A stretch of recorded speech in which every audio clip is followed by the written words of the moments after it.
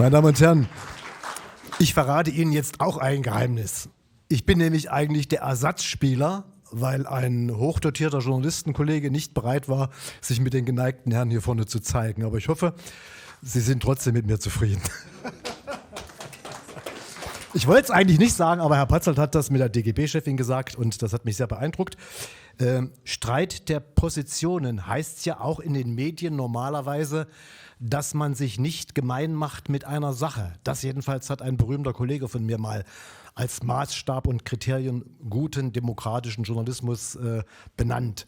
Ist längst vergessen. Wir haben wieder den Parteijournalismus der DDR.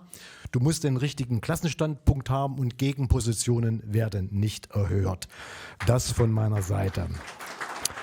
Wir kommen zum ersten thematischen Höhepunkt des Tages, das Thema Klima und Energie.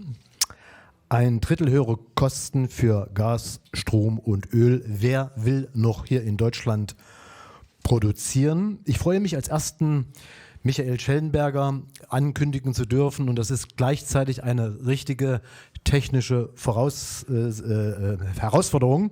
Er ist Buchautor Apokalypse niemals, tritt für rationale Umweltpolitik ein und ist gegen Ökoalarmismus. Er wird uns als erster heute wegführen, weg aus dem Reiche Ökofantasia, weg auch aus der Welt der energiepolitischen Gummibärchen und der PolitikerInnen vom Schlage einer Pippi Langstrumpf. Und jetzt bin ich hocherfreut, wenn das technisch klappt. I'm glad to speak to this group about saving German industry. This is the most important issue facing Germany after national security concerns. It's hard to remember now that Germany was once considered a leader on climate change issues with these huge machines grinding up its landscapes for coal.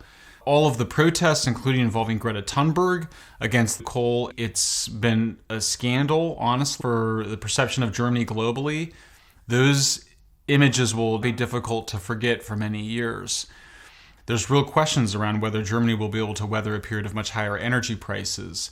There's been a lot of optimistic takes in the last few weeks about Germany and about Europe, in part because there's been a very warm January. They haven't needed as much natural gas to survive the winter as they thought, but the underlying problems remain. Germany and the rest of Europe is getting off of Russian gas, cheap piped gas. Imported liquefied natural gas is about twice as expensive. And German industry is something that everybody admires around the world. All of us think of German engineering with the best in automotive, but everything from chainsaws to bicycles to all the different products that the Germans are famous for.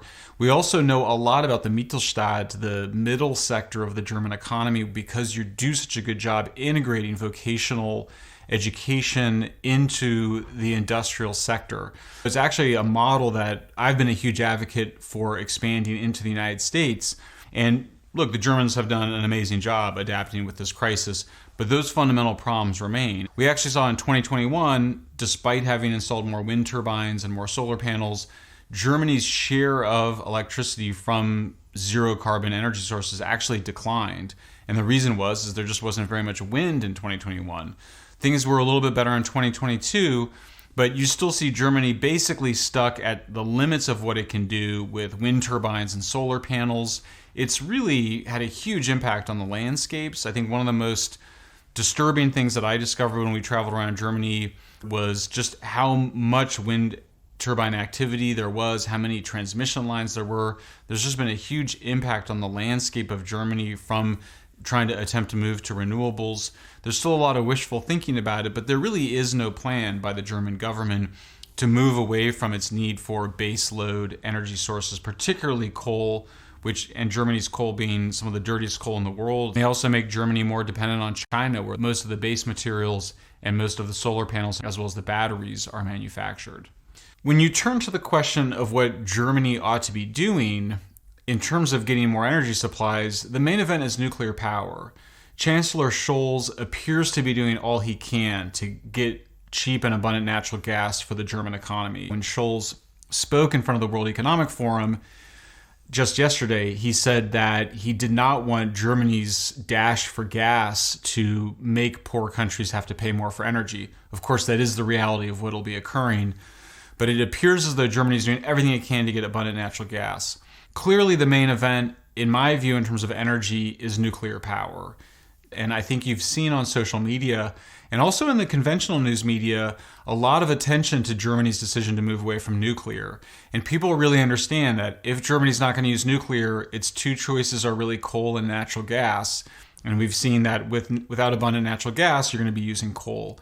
The fact that Germany has shut down all but 3 of its reactors has been heartbreaking to watch from abroad. So my advice to anybody who wants to save German industry, as well as anybody who cares about the natural environment, is you need to make the case for nuclear power directly to the German people.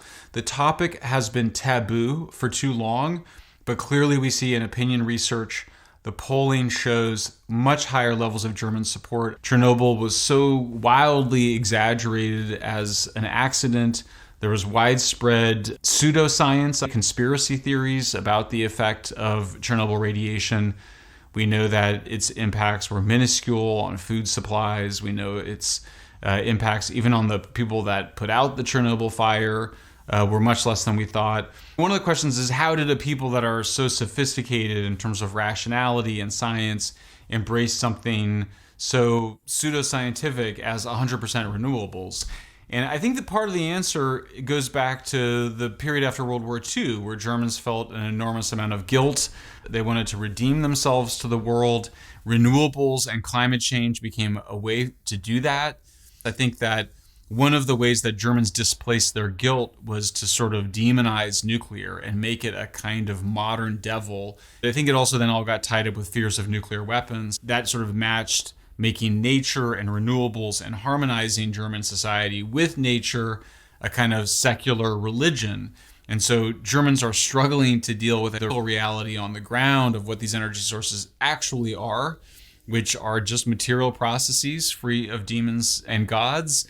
I think that once Germans get over their fears of nuclear and start to see nuclear as good rather than bad, it's going to be a lot easier for Germans. At the same time, we've seen a pretty big change, happily, in German attitudes towards nuclear power. And so after a lot of drama, the economy and energy minister, Robert Habeck, finally agreed to keep 3 reactors online after the beginning of this year. They are still online, but there is still a debate in Germany about what to do about this. And at the same time, you have city people demanding nuclear, industries demanding nuclear, recognizing the unique benefits. And then to push to restart the 3 reactors that were closed in December 2021. The public is on your side. The politicians from the opposition parties just need to be pushing harder on the governing coalition to keep those nuclear reactors open. We've seen some members of the governing coalition change their mind and say certain things, and in a particularly German way, to be very polite about it, to demand that those reactors stay open. There's so many things to say about German nuclear, but maybe the most important is that German nuclear plants required only about half as many workers as nuclear power plant average around the globe, and maybe even in the United States, which is also a pretty efficient country. I believe it's a strong majority at this point supporting nuclear power. That creates a major political opportunity for pro-nuclear power political parties. The best and safest nuclear plants in the world are the ones that we have experience operating. There's a lot of ideas of futuristic nuclear that could be built one day, but the most important thing for both the people of Germany and for friends of Germany is for us to fight to keep Germany's last 3 nuclear reactors operating and to restart the 3 reactors that were closed. That's why I've protested in Germany to defend those nuclear plants. I would say the momentum is on the side of pro-nuclear forces in Germany, and they need to keep up their efforts because renewables have the physical problems that we know they have, the unreliability, the energy dilute nature of renewables means you have to spread them over large distances. I think it's a great time for Germans that are on the side of rationality and science to make case for more nuclear power and raise some questions about how Germany can remain a viable industrial powerhouse. The people in power right now are my generation. It's the Generation X. They were teenagers when Chernobyl happened. There's power in uniting those two forces. You've got people in the countryside in Germany, very similar, by the way, to people in the countryside of the United States or in other parts of the world, fighting against renewables. Solidarity from me to you as you work to save German industry and also to revitalize nuclear power for Germany. I hope to see you all one day soon in Germany. Zuerst mal ein Kompliment an die Technik, dass das wirklich so auf den Takt geklappt hat. Zum Zweiten wurde ich gebeten, den jungen Mann, der ein flammendes Plädoyer für die deutsche Kernkrafttechnik hier abgegeben hat, zu entschuldigen. Es sei dort früh um 5. Die Frisur sei etwas unwirsch und die Augen etwas müde. Ich glaube, das hat uns wenig gestört.